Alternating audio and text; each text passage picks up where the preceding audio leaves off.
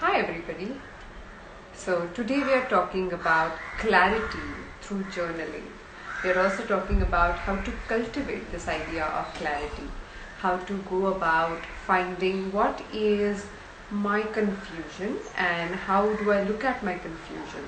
What are those areas about confusion that are bothering me? Now we're going to explore this complete idea of clarity, lack of clarity, confusion, what is right, what is wrong, why people behave like that, all of that in today's conversation. I have already received a few questions for today's call or today's Insta Live. So if you have any questions around clarity, lack of clarity, confusion, how to make decisions, please formulate them in your mind and make sure that you ask me before we end this call. Now, before I jump in, if you're new to this call, if you're new to this session, because I know a few people who have joined today or who will be listening to this video later, this is for you. Now, what we are doing through this process is we are building a 3-step process. First one, where I'm gonna speak with you and build a concept, build some clarity around that concept, and I'm gonna ask you a question. Now you're gonna go and open your diary, open your journal, or make printouts of the PDF that you have in the email that we have sent you.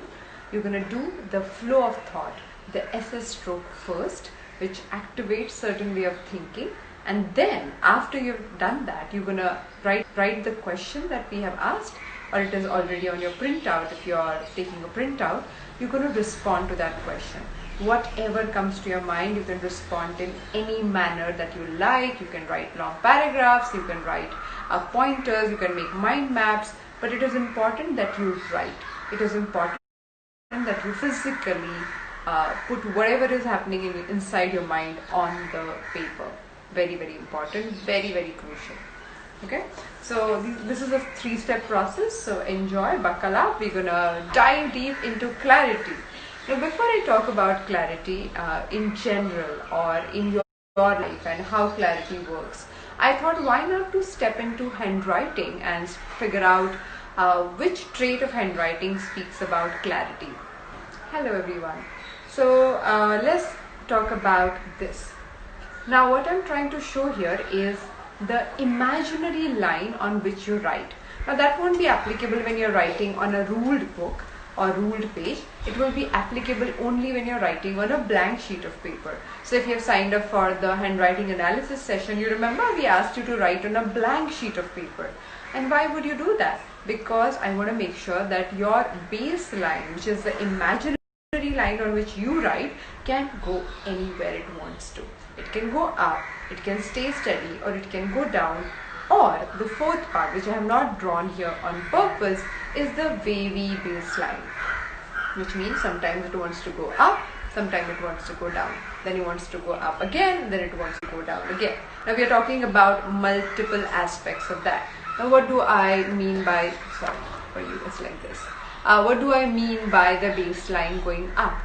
When your handwriting goes up, people think that's about being positive and being very affirming in life. No, that only means you are an enthusiastic person, which means when you wake up, when you do something, when you pick up a project, you feel really gung-ho about it. You have lots of physical, mental energy to solve problems, to speak with people, and even if you're not an extrovert, but you would still feel working things out with enthusiasm is your style. If your handwriting goes straight, that means if you start, you just go directly and reach the end of it. What does that mean? I'm talking about handwriting that is written on a blank sheet of paper. Don't tell me I'm writing on a ruled book and my handwriting is going straight. Not applicable. It is only applicable when you're writing on a blank sheet of paper and it still goes straight. Now what does that mean? When your handwriting functions like that, when it goes straight, that means you are highly focused. If you start your idea, if you start your project, you want to make sure that you reach the end of it in the fastest possible manner. If it is going down, If your handwriting is going down, if it is drooping down, that means there is something that is bothering you tremendously, something that is getting to you, something that is stirring some emotions to a level that it is becoming uncontrollable. So I would recommend you must speak with a friend, reach out to a therapist, look at this issue, because it is not a common thing. If your baseline is going low, going down, a drooping baseline, then we definitely require to look at that, because that means the emotions have reached a level that you are not able to resolve it on your own. Now, let me speak about the baseline which is relevant for today's conversation, which is the baseline that goes up a bit and goes down a bit, goes up again and goes down again. Now let me break it in the conversation. I'm saying sometimes you're excited, sometimes you're not. Sometimes you want to jump in and start your project, sometimes you don't want to do that. Now why does that happen? It happens like that because you fundamentally lack clarity. Fundamentally do not know why am I doing whatever I'm doing. It is not only about doing things or not doing things. It is about just pushing yourself to do them because they are right things to do as per everyone else. Or you don't want to do the wrong things, or you don't want to make mistakes, so you're like, I might as well wake up and just follow the path that I'm asked to follow. And that's why it doesn't work, because if you don't have your personal clarity in any project that you are part of, in life, in relationships, then it becomes difficult to hold on to other people's ideas. Do you agree? Like, we try our level best to make sure that we fit into other people's shoes, or we convince everybody, or we don't get into fights with everybody. But without your own clarity about where you want to go in life, doing all of that is pretty much useless. Okay? Now let's talk about this idea of doing the right thing and the wrong thing. You know, the morality bit, the judgment bit, like dunya wale kya kahe. Now all of that comes, or it's woven into what we are told or what we have believed to be right, and what we are told and what we believe to be wrong. Now we want to score more and more by doing the right thing, and then we want to avoid more and more doing the wrong things, because our education system is like, because we're told, we are trained and entrained to do exactly that way. Then why it doesn't work? Because right and wrong are perspectives. That means if what is right for you today might not be right for you tomorrow, or what is right in today's context might have been wrong in 70s or before that, or what was correct then is not correct anymore, what is not right anymore. So right and wrong are subjective as per the time, as per the culture, as per the people around. It is not a final conclusive idea. Right and wrong is rather a collective idea that a society or group of people agree with. You know, if you're a part of a nerdy group, what they think about science and studying and focusing and remembering, a creative group might not agree with. But the group has consensus. The group has agreed that if we come together, as we come together, we will do things in a certain manner, because that should be the most efficient way of doing things. Now, where is the problem? The problem occurs because we are individuals, we have our independent ideas, and those ideas do not fit into this larger space of what everyone else is doing. Okay, let me repeat my point. We are individuals, we have our own ideas, and now because culturally we are open, we can learn from every culture possible in the world. We have wherewithal. It's not only an idea, but if you YouTube something, if you Google something, you have information about how exactly you would do all of that. All the recipes or all the methodologies, how would you dress like someone else that nobody did culturally in this group as a collective group, whatever nationality you belong to. But because we have these cross-cultural ideas and we have too many choices, we are also highly confused about what is right and what is wrong, isn't it? So we are talking about taking this overall journey in our hands and figuring out how do we look at right and wrong, to begin with? Now somebody asked me this question.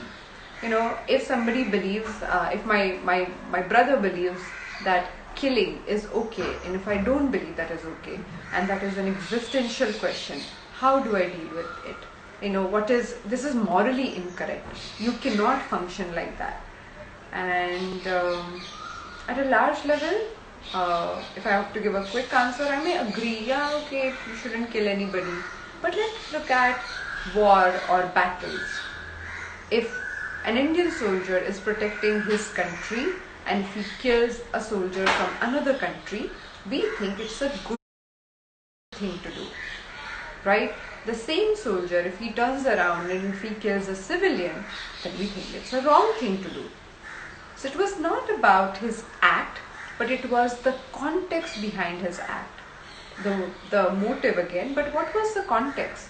Like what was right in one situation was not right in another situation. So we cannot remove an action out and then say, okay, killing is wrong. May or may not be. Loving is good. May or may not be. Being friends is good. Being enemies is bad. We can't make such blanket statements anymore, or we could never make them, because right and wrong is built and woven into perspectives to begin with. Okay, so now let's talk about the second part of the story, where we are saying a right thing done in a wrong timing, wrong context, wrong situation might not be as right as we think. What do I mean by that? Imagine something, a medicine, very, very good, healthy medicine. If you eat it in large proportions, it might not do good. If you eat it at the wrong time, in the middle of the night, it might not do good. If you eat it before or after a fruit that you're not supposed to mix it up with, it still won't do good.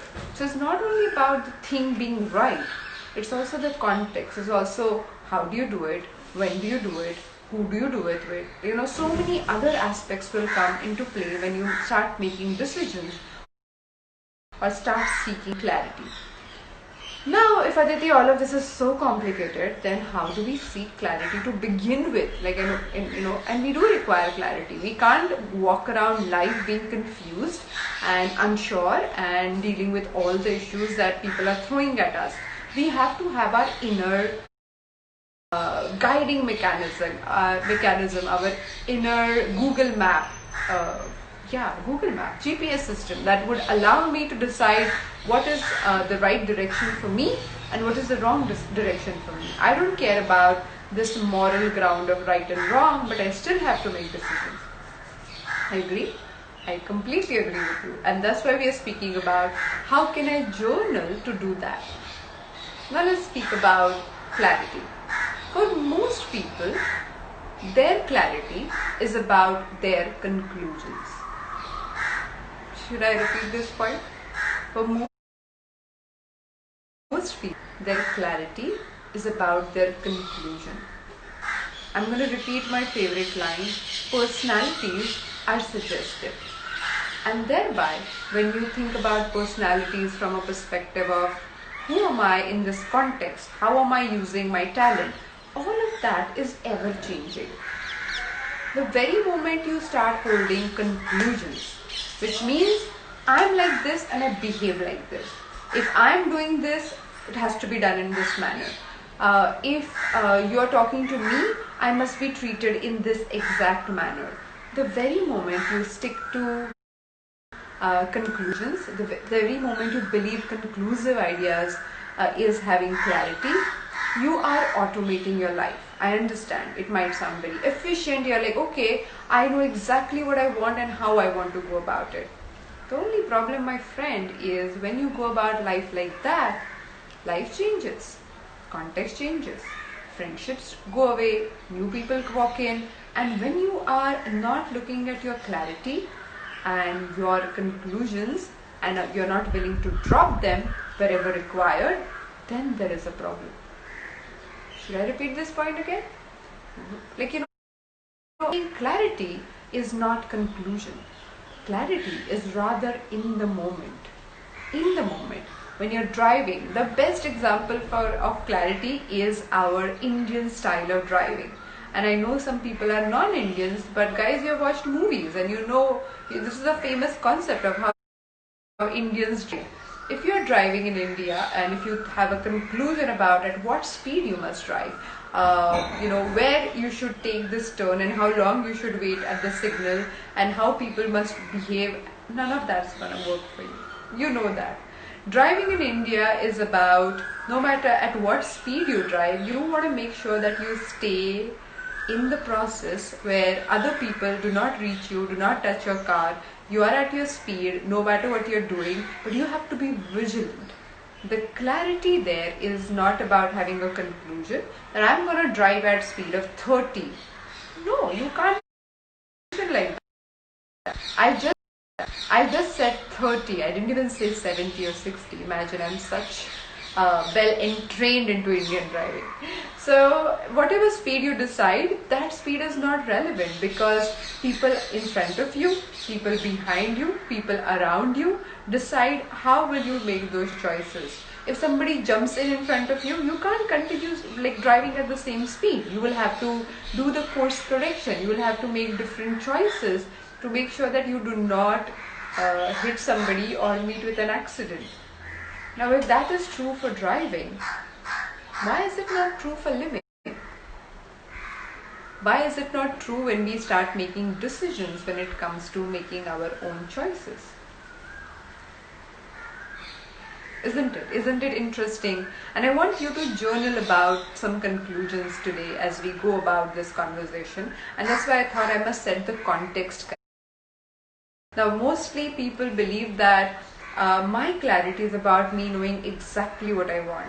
That is goal setting, and I feel having slight clarity around that area is a good thing. When you say, I want to work in this profession, I want to do this, I want to find the best possible job here, or it's a great thing.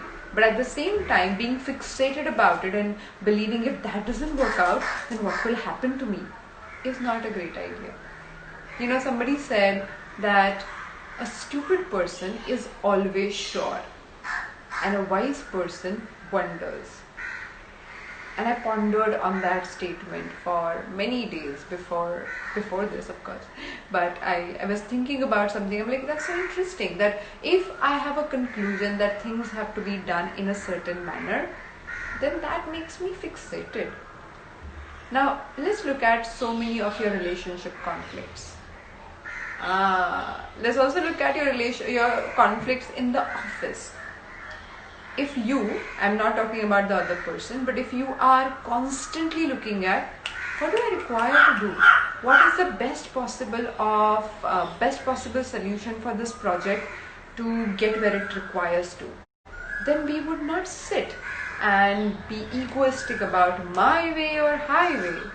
We would not, I spoke about this concept the other day, we would not put the problem in between us, but we would put it in front of us and we would say, okay, if this is a problem and you and I are supposed to deal with it, what do I do? Okay, my style of functioning is this, but Aditi, you know what? You can't follow your style anymore because we don't have that much time to deal with it. I'm like, okay, let me drop my style. Why don't we do it your way? Because your style may work better here. And that flexibility is not part of being weak, but I feel that flexibility is agility. When you're clear that your objective is to move forward, then you will do whatever it takes. You may pick up different tools, different methodologies, different ideologies. You may pick up different training courses just to make sure that you deliver on that large clarity, on that final goal. But if you don't have that with you, and if you want to just make a decision because you believe in that decision, because it must be done in a certain way, because you have concluded it in that exact manner, then boss, you are up for a fight, not only with your spouse or your wife, but pretty much with your own self, right? So we don't want to make decisions where we only stick to one conclusion. So we do have to make decisions, but when we make these choices, every choice has a consequence. There is no right or wrong choice if you look at it technically. There is a choice and there are consequences. Like I was reading this wonderful, talented, really senior relationship expert called Esther Perel. I was reading her book and she says this. She says, if you choose partner A, you will have A kind of problems. If you choose partner B, you will have B kind of problems. But there is no way that you will have no problems with partners that you choose. But when you are conclusive about your future in a relationship, your future in a job, it happens to entrepreneurs so many times, conclusive about when I start my new business or new consulting, I will lead my business like this. Many conclusions that actually stop you from making the choices you require to make. Okay, so what we do is we say, okay, I have to do something in a certain manner, and then we show that everybody functions like that. I'm not saying we shouldn't have systems. All I'm saying is we can't be structured, we can't be fixated, we can't be stubborn about our ideas. Because at the end of the day, our ideas are our conclusions, our ideas are our stubborn ways of looking at the world from our opinions, from our filters, from our ideas of living life. And that is not the only idea. I'm not even saying correct or incorrect. I don't know what your idea is. It might be the best idea. But fundamentally, your idea is not the only idea when it comes to making decisions, looking at life, and also making choices in relationships. And when we do that, when we become conclusive about our own ideas, then there is a problem, then there is a conflict, then we don't want to back off. So am I saying that even if I'm clear about my idea, I'm supposed to drop my idea all the time? No. I'm saying that when you don't have to defend something, when you don't have to defend a particular idea, a particular conclusion, and if you are willing to drop it, if it doesn't work, then the other person need not fight you. When you have your barriers, when you have your conclusions, when you have your walls built, the other person has to fight the wall before they reach out to you. So many a times people tell me, but I was doing the right thing, still my spouse got so upset with me and that was not okay. Something that happened in the past, I can't go change it. So how could I stick to this situation now? The fundamental solution here, if you want to go back and look at it, probably that time you were wrong, probably that time your spouse was wrong. But today when you speak about it, if you still have your barriers up, if you still have your protection walls up, if you still have your conclusions up, you said this was right and that was wrong and that is not acceptable, all we are doing is we are not willing to truly move forward, because we are not willing to look at what will happen if we keep the problem in front of us.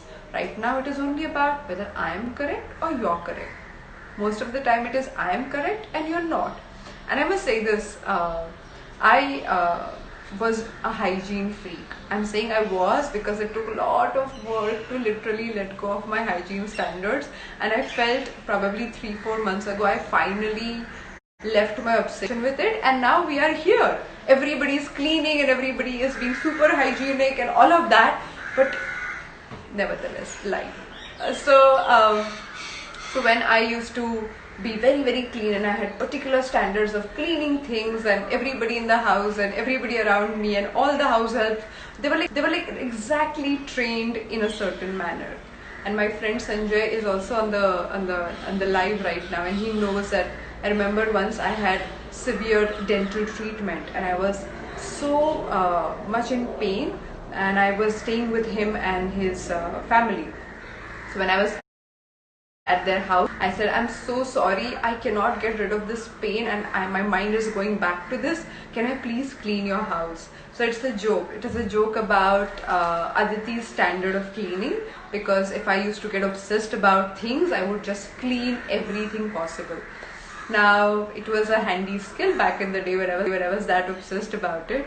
But the other side of it, when I thought I'm operating from this super clean hygienic standard, I also made other people's hygiene standards as wrong standards, and that gave me the superior edge of like ruling people, being rude with them, being too bossy and instructing things that they really didn't care about.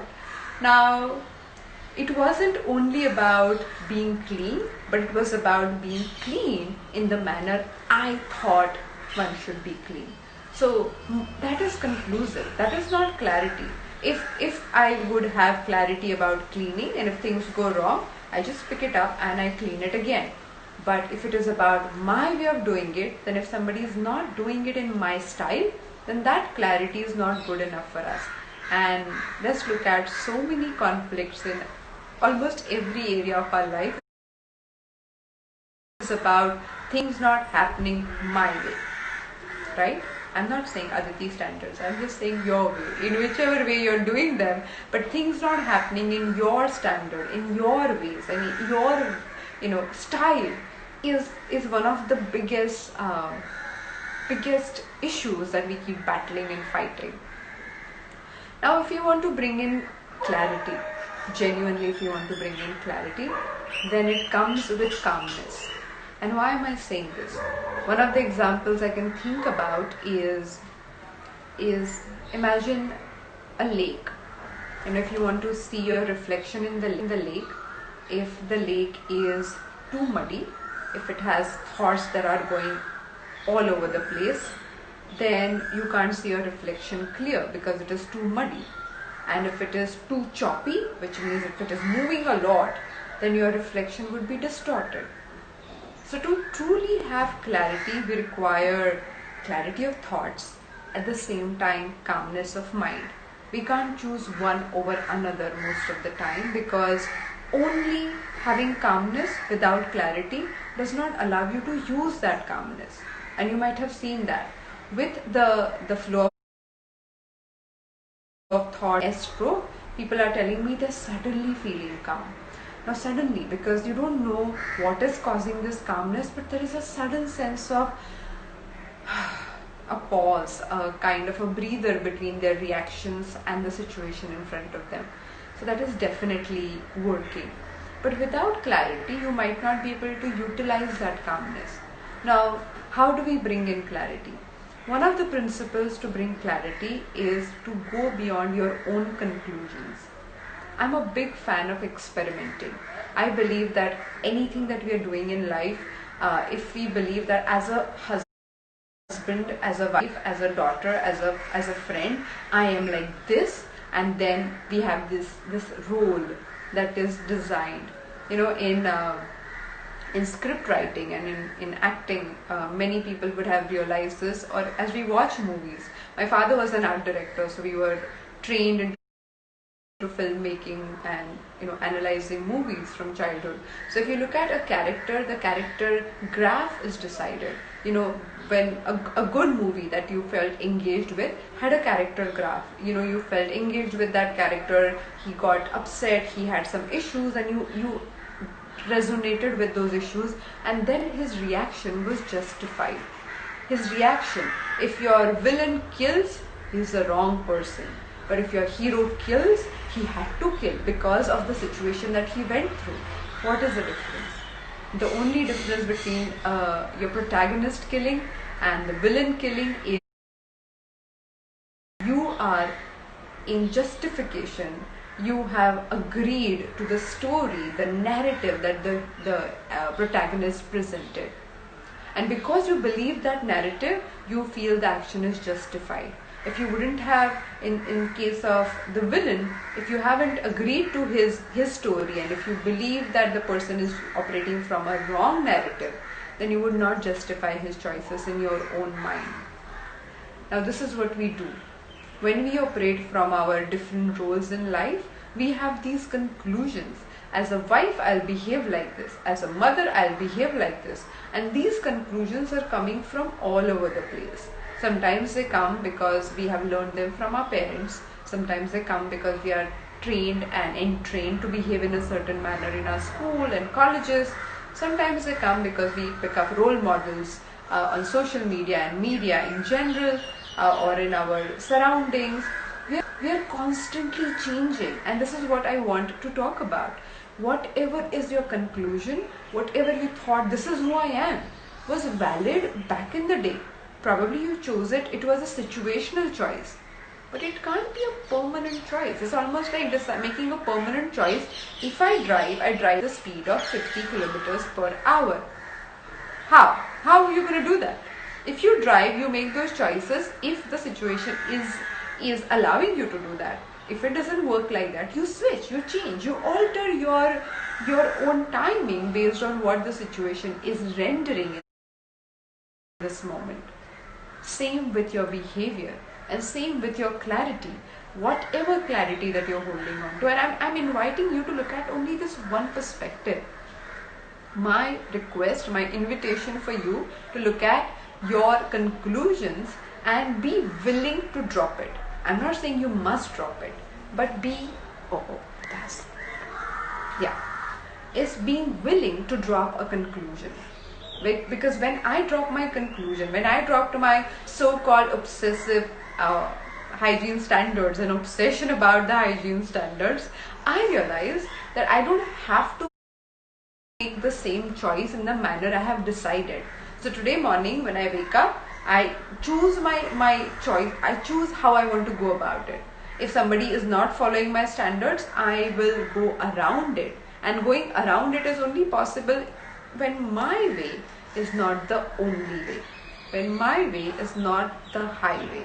And that is also applicable with your work. It is also applicable with your relationship. It is also applicable in the way that you do your dishes, which is really valid and applicable in this moment. Okay, so what question we're going to ask today?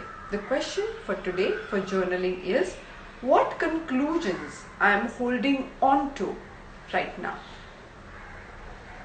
So conclusions could be your judgments, the way you label people, the way you label yourself, the way you think what is right, what is wrong, the way you look at life and say, okay, if I am going to grow up and run a business, do this, do that, I'm going to do it in this manner. Now, as I'm stirring the pot, as I'm asking this question, you are already thinking about so many things that are absolutely, like you are like, oh my God, I'm so conclusive about it. There are so many things that you have noticed in other people, how they are conclusive. So when we are picking up these choices, when we are making these conclusions, they are restrictive. And if we stick to restrictive conclusions, what happens? We become more and more and more fixated as a person. That fixated personality does not work. Now, if I look at many high performers, I found that these people have something called agility. They want to move, and they want to move in a way that is best possible in that moment. So if they don't find that situation or their conclusion or their way of going about it is working the best, they want to learn from an expert. They want to learn from someone else who has already done it. They want to learn from somebody who has figured it out. But you can do that. You can genuinely do that when you fundamentally believe that my conclusion is not working. Now, what does that mean? We require to pause, wait to see what reaction my decision caused, and start observing what do we require to change here. I have spoken about this question pretty much on day 2, I think, if I'm not wrong. What do I require to choose here? What do I require to change here? Now, this is what we are inculcating as an idea, because lighter I am on my feet, more I can flow. And flow, or flow of thoughts, or going with the current, is what we are cultivating in different ways in this conversation. Most people feel anxious when they are fixated. Most people feel anxious when they cannot move forward, when they cannot make the same choices, when they cannot feel the enthusiasm to embrace new things. Why don't we feel that? Imagine you want to drive and your windshield has multiple conclusive dots of mud on it. every conclusion, every decision that you made as the final decision, sticks to it. And then if you don't clean it up to see what is today, what is happening, what do I require to do now, then we just keep operating from that solid, fixated idea. And if you want to change that idea, we have to look at it. We pretty much have to re-look at our belief system. We have to re-look at our conclusions about ourselves and about the situation or about the other person. So now over to you. Please ask me questions if you have any. I think I said I've covered all the points I wanted to. So do you have any questions? Let me say hello to everybody I missed. Thank you, Madhuri, for the compliment on my sari. I love my saris, I can't tell you how much. I just feel so happy that doing this gives me the possible excuse to wear my saris and dress up, and I'm not feeling that quarantined. Like the other day I asked you if you guys have any questions, and by the time somebody asked a question, I had concluded the call. So guys, if you have any questions, we can take them right now. If not, we can talk about today's question, which is, what conclusions am I holding on to right now? Very important, what conclusions I'm holding on to. It's not only the conclusions that I feel, but what am I holding on to? Hi Jennifer, hi Raghav.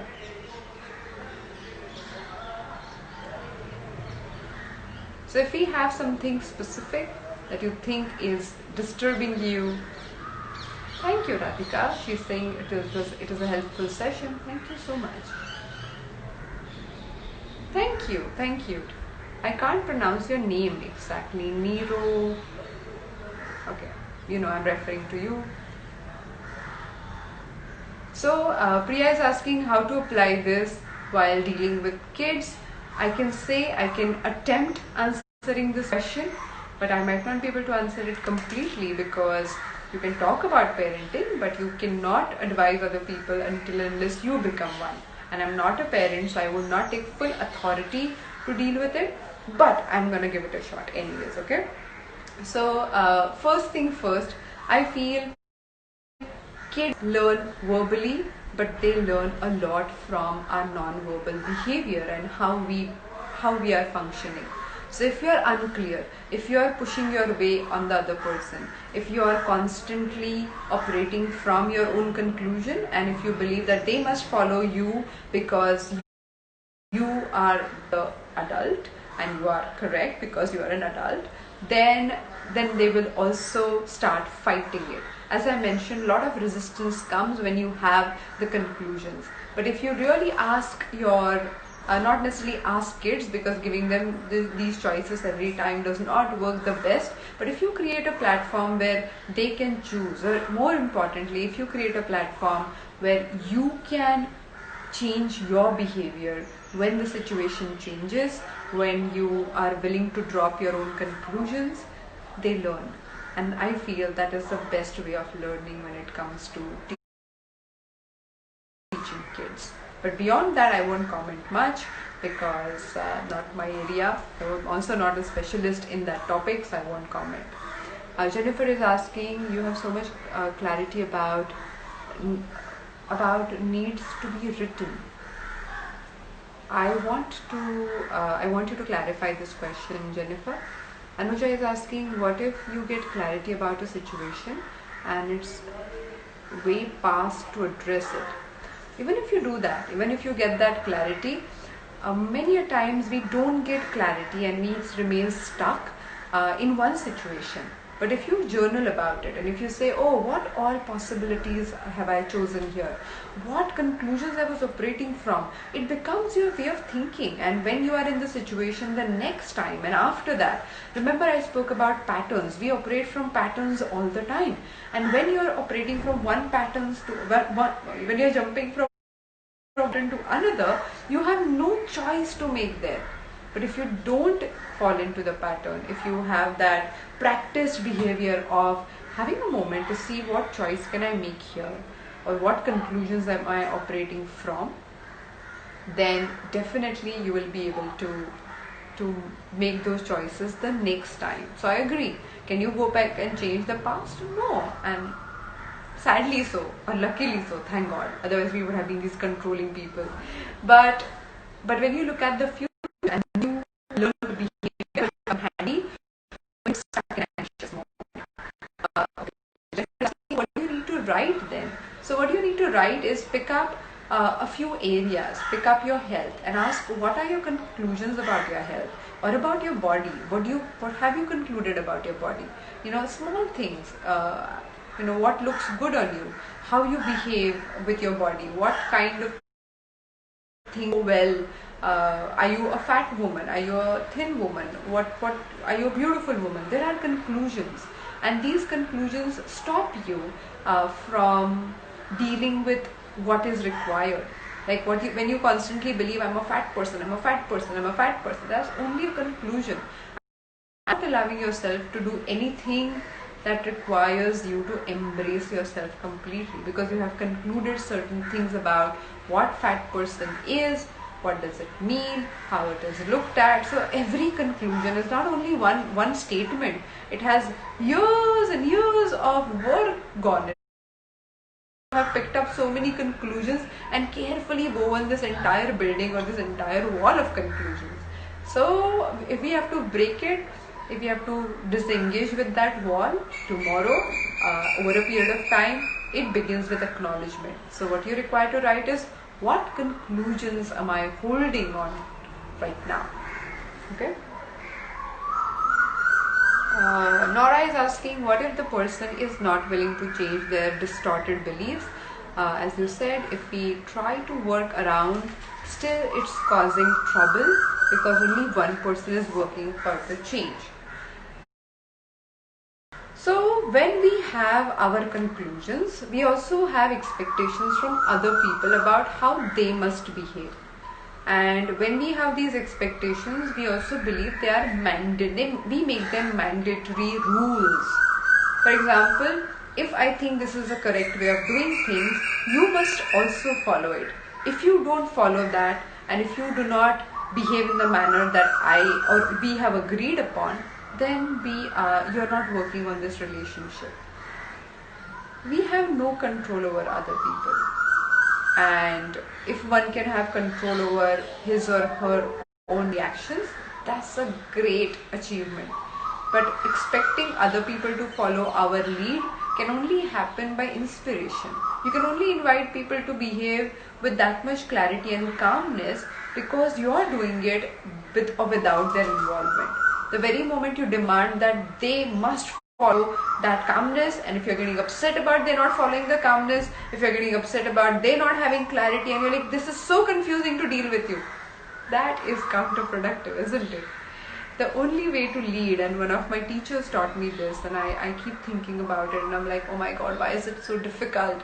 But the only way to lead anybody into anything, any thinking pattern, any choice, is by leading the way by inspiration.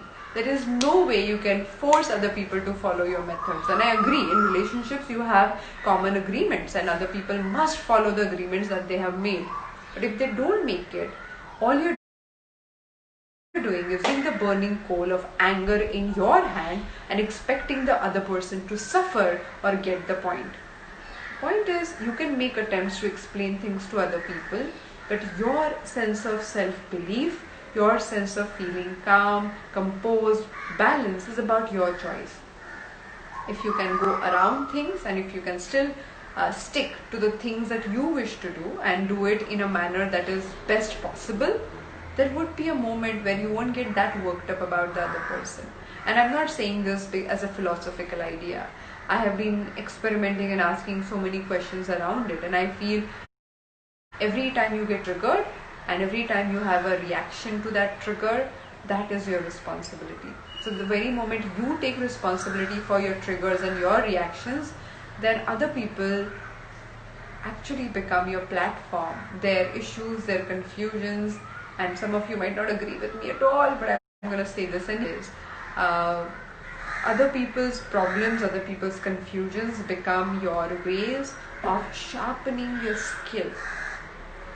Now, if you are a good driver in India, that only when you drive around the city without having a scratch to your car. You're not a good driver if your car is sitting in your garage and there is no scratch. That doesn't make you a good driver, isn't it? Any skill set, we're talking about calmness as a skill set. I'm talking about clarity as a skill which requires practice, which requires us to try. We are practicing confusion every day. Why not to try clarity for a change? We are practicing distraction all the time. Why not to practice focus and calmness for a change? Because whatever you practice, you're giving signals to your mind, you're giving signals to your brain, and the situations that derail you are actually providing platforms for you to check how far have you gone on the journey that you're talking about or you wish to build. I hope I answer your question. Robin is saying, is there no possibility of these conclusions being helpful in our understanding of the self? I feel understanding for self. So I always tell people, when I do analysis, it took 1 year. If I put collective time, it took 1 year for me to understand how to analyze somebody. But it took other 15 years for me to understand how not to judge the other person or even myself for that understanding. Okay, what do I mean? If I said your handwriting going upward means enthusiasm, straight is focus, down is drooping or emotionally feeling depressed or low. Now if I say this, if my handwriting is down in that case, that gives me the assessment. But if that becomes my conclusion, oh my god, I'm depressed, then what's going to happen? Then I'm going to resist that conclusion. I don't want to go around it. I want to fight it. I want to change it right now. But the very moment I see, okay, this is what is happening and I have clarity about it. I will also say this. Some people believe, so imagine you look at my sari and it is black. You look at this bookshelf and it is white. That is assessment. That is clarity. The very moment you say black is good, white is bland, then there is a problem. That is a conclusion. So conclusion is not only about what you can see. What you can see is clarity. And mostly people can't see things for what they are. People are in abusive relationships and they cannot see how abusive that relationship is because they are colored with their filter of love on that. So if you see it with clarity, you understand this person, but it is still abusive. And if it is abuse and love together, I need to address the abuse or I need to choose otherwise. But that is not available when you are blinded or you are wearing the filters those attachments take over the actual clarity. No problem. Okay, so here we are. We have today's question. We have this entire concept worked out. If you have any confusion, you can write to me. Secondly, we're going to look at figuring out how do we bring in this clarity on a daily basis. We're going to look at how do we cultivate flow, and coming days that we are building is towards fighting anxiety and building flow. So I believe one way of dealing with anxiety is to reduce anxiety. Another way of dealing anxiety is adding flow, adding energies, adding emotions that are genuinely joyous and genuinely happy and genuinely exciting. Now we can't choose one over another, I agree. We can't say, oh, I'm going to ignore my anxiety and only going to focus on feeding my life with lots of joy and lots of flow. That's not going to happen. You have to do both. But I'm just trying to present this idea because some people believe that until and unless I have not dealt with my anxiety, there is nowhere to go. And that is a conclusion. And that is something we did not stick with. Okay, we can really make different choices when it comes to dealing with anxiety and working with flow at the same time. And as we increase the flow, on an average, when you have more moments indulged or created, indulged is the wrong word, you have more moments created in flow or joy or feeling one in alignment with yourself, then at the end of the day you feel your day was good. If you have more moments where you are entangled and you're stuck and you're not able to figure out how to go around this this complicated problem, then you know how you feel about your day. So if we operate from more clarity, which means to bring clarity, we have to reduce our conclusions. Okay, and I'm going to say one statement and I will come. This is one of my favorite statements. I believe that if I'm standing here and if I want to solve a problem that is in front of me, then I might not see it like that, but there is always a straight line from where I am to where the solution lies. There is always a straight line from where I am to where the solution lies. And then there is so much happening in between and other people in between and other people's perspectives. But if I am committed to follow my clarity of that straight line from where I am to where I want to go, or where I want to be, where the solution lies, then I start seeing that straight line more and more clearly. And then it doesn't matter whether I'm correct or I'm incorrect, whether my ego gets crushed or people don't like me, or if they really like me, or if they think I'm good, or if they think I'm a horrible person. When you're operating on your straight line, most people do pretty much nothing to cultivate their own straight line.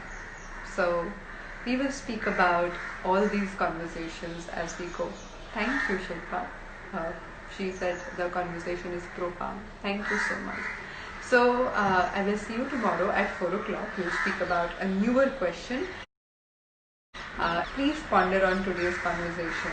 I know that stepping into this space, especially on Instagram Live, is not the easiest thing even for you to dive into, but I believe we are doing the work required for us to have this conversation, and I'm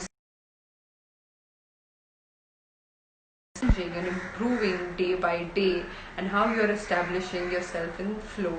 Even people who are starting new are responding to this journey. Thank you to Fairy Bakes. Priya is saying, am I seeing a mirror image of you, or you are wearing the sari? No, you're seeing the mirror image. I am wearing it on the left, so I am wearing it in a I was about to say Indian style, but there are so many styles. I'm wearing it in a Maharashtrian style because I've learned it from my mother, who's a Maharashtrian. So thank you so much, and I will see you tomorrow at 4 o'clock. And till then, pages, tag me so that we can share your beautiful practices, because I'm just feeling so proud of the way everybody is like getting the stroke correct, and enjoy journaling. Bye bye.